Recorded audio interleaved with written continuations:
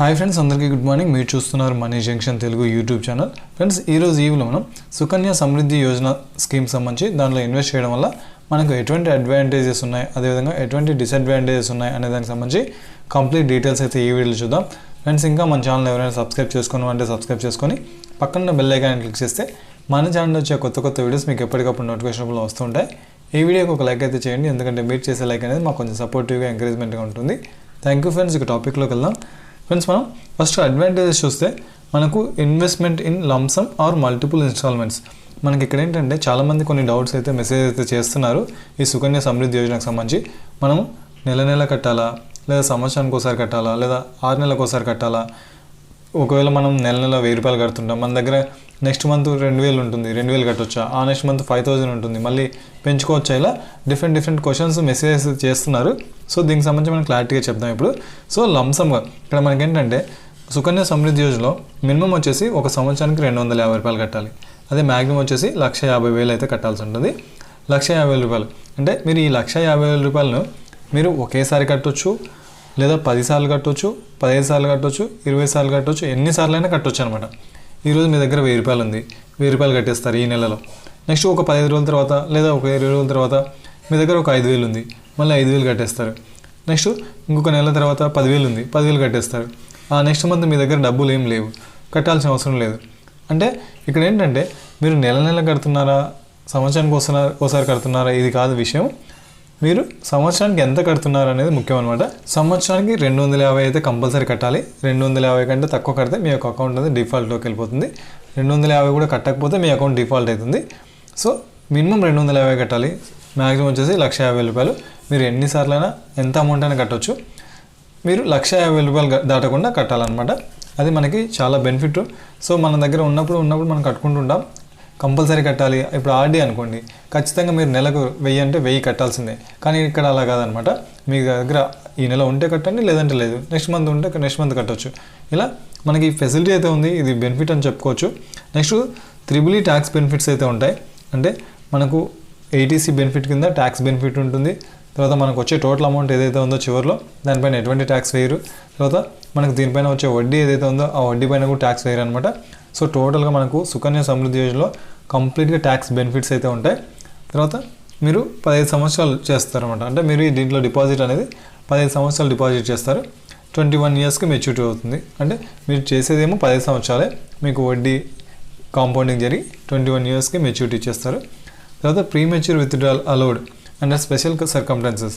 ఒకవేళ మీకు మధ్యలో అమౌంట్ అవసరమైందనుకోండి, అప్పుడు అంటే ఎమర్జెన్సీ కేసెస్, కొన్ని స్పెషల్ రీజన్స్ అయితే ఉంటాయి. ఆ రీజన్స్తో మీకు కట్టిన అమౌంట్ ఏదైతే ఉందో దాన్ని తీసేసుకోవచ్చు అనమాట, బ్యాక్ తీసేసుకోవచ్చు.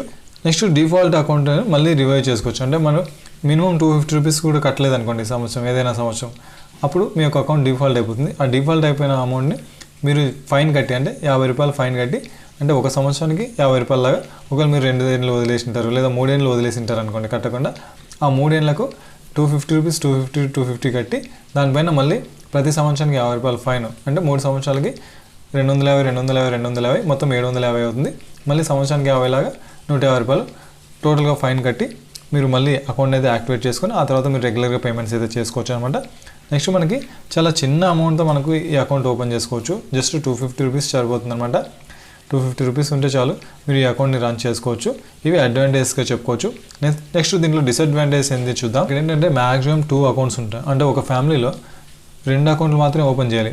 ఫర్ ఎగ్జాంపుల్ 2 ఆడపిల్లలు అనుకోండి, చేరో ఒక అకౌంట్ వాళ్ళ పేరు మీద ఓపెన్ చేస్తారు. లేదా 3 ఆడపిల్లలు అనుకోండి, అప్పుడు మీరు 3కి చేయలేరు, 2కే చేయగలరు. సో మనకి ఇది డిసడ్వాంటేజ్ చెప్పుకోవచ్చు. మన ఇంట్లో 3 ఆడపిల్లలు ఉంటే 2 పేరు మీద చేస్తాం, 3వ అమ్మాయి పైన చేయలేము అనమాట. తర్వాత ఇంట్రెస్ట్ రేట్ మే వ్యారీ. అంటే మనకు వడ్డీ రేట్లు అనేది కాన్స్టెంట్గా ఉండవు. ఇప్పుడు మనకి 8.2 ఉంది ప్రజెంట్గా వడ్డీ రేట్ అనేది. ఇదే 8.2 అనేది మనం కడుతున్న సంవత్సరాలు, అంటే 21 సంవత్సరం 15 సంవత్సరాలు టోటల్గా ఇదే వడ్డీ రేటు ఉంటుందంటే మనం కన్ఫామ్గా గ్యారంటీ ఇవ్వలేము అనమాట.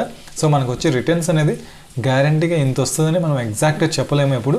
ఎందుకంటే వడ్డీ రేట్లు 3 నెలలకు ఒకసారి అనౌన్స్ చేస్తుంటారు. అది పెరగచ్చు, తగ్గొచ్చు, లేదా అలాగే కాన్స్టెంట్గా ఉండొచ్చు. సో వడ్డీ రేట్లు మారే కొద్దీ మన అమౌంట్ అది చేంజ్ అవుతూ ఉంటుంది. సో ఈ 21 సంవత్సరాల గ్యాప్లో నెంబర్ ఆఫ్ టైమ్స్ ఇంట్రెస్ట్ రేట్లు మారుతూ ఉంటాయి. ఆ మారినప్పుడు మన అకౌంట్, మన ఫైనల్గా వచ్చే అమౌంట్ కూడా మారుతూ ఉంటుందన్నమాట. ఫిక్స్డ్గా మనం చెప్పలేము. బట్ కొంచెం అటు ఇటు అప్రాక్సిమేట్గా ఉంటుంది అని చెప్పగలం, కానీ కంప్లీట్గా ఇంత వాల్యూ వస్తుందని మనం ఎప్పుడు మెన్షన్ చేయలేము అనమాట. Next age barrier.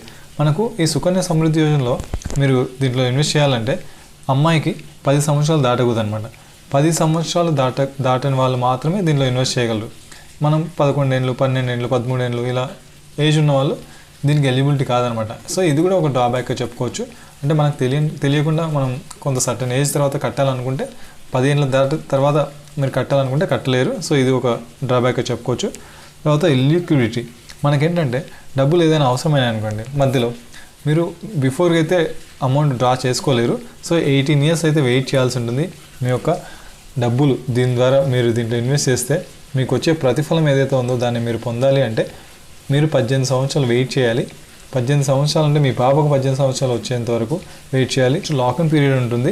ఇక్కడ ఏంటంటే షార్ట్ టర్మ్ ఇన్వెస్ట్మెంట్స్కి ఇది సరిపోదు అనమాట. ఎందుకంటే 21 ఇయర్స్ వరకు వెయిట్ చేయాలి. మనకు ఫైనల్గా మెచ్యూరిటీ అమౌంట్ రావడానికి మనకు 21 ఇయర్స్ టైం పడుతుంది. సో షార్ట్ టర్మ్ ఇన్వెస్టర్స్ అంటే ఒక 5 ఏళ్ళు ఇన్వెస్ట్ చేసి డబ్బులు కావాలి, లేదా ఒక 4 ఏళ్ళు ఇన్వెస్ట్ చేసి డబ్బులు కావాలి అనే వాళ్ళకి ఇది సెట్ అవ్వదు. లాంగ్ టర్మ్ గోల్ ఉన్న వాళ్ళకి మాత్రం ఇది సెట్ అవుతుంది అనమాట. Next premature withdrawal. దీని గురించి చూస్తే మనకి ప్రీమెచ్యూర్ విత్డ్రాల్ అనేది అంత ఈజీగా మీరు చేసుకోలేరు. కొన్ని స్పెషల్ సర్కమ్స్టాన్సెస్ ఉంటాయి. అటువంటి టైంలో మాత్రమే, అంటే డెత్ జరిగినప్పుడు, అకౌంట్ హోల్డర్ లేదా గార్డియన్ డెత్ జరిగినప్పుడు, నెక్స్ట్ కొన్ని డిసీజెస్ ఉన్నప్పుడు, అటువంటి టైంలో మాత్రం మీరు దీని అయితే ప్రీమెచ్యూర్ విత్డ్రాల్ చేసుకోగలరు. నార్మల్గా అయితే మనకి మీ పాపకి 18 ఇయర్స్ దాటిన తర్వాత మాత్రమే ప్రీమెచ్యూర్ విత్డ్రాల్ ఫెసిలిటీ అయితే ఉంటుందన్నమాట. సో ఇవి డిసడ్వాంటేజ్గా చెప్పుకోవచ్చు సుకన్య సమృద్ధి యోజనకు సంబంధించి. సో ఇది ఫ్రెండ్స్ ఈ సుకన్య సమృద్ధి యోజనకు సంబంధించి అడ్వాంటేజెస్ అండ్ డిసడ్వాంటేజెస్. ఫ్రెండ్స్ ఈ వీడియో మీకు ఉపయోగపడిందని అనుకుంటున్నాను. ఇలాంటి మరిన్ని వీడియోస్ కోసం మన ఛానల్ సబ్స్క్రైబ్ చేసుకొని పక్కన బెల్ ఐకాన్ క్లిక్ చేస్తే మన ఛానల్ వచ్చే కొత్త వీడియోస్ మీకు ఎప్పటికప్పుడు నోటిఫికేషన్లో వస్తూ ఉంటుంది. ఈ వీడియోకి ఒక లైక్ అయితే చేయండి, ఎందుకంటే మీరు చేసే లైక్ అనేది మాకు కొంచెం సపోర్టివ్గా ఎంకరేజ్మెంట్గా ఉంటుంది. Thank you friends.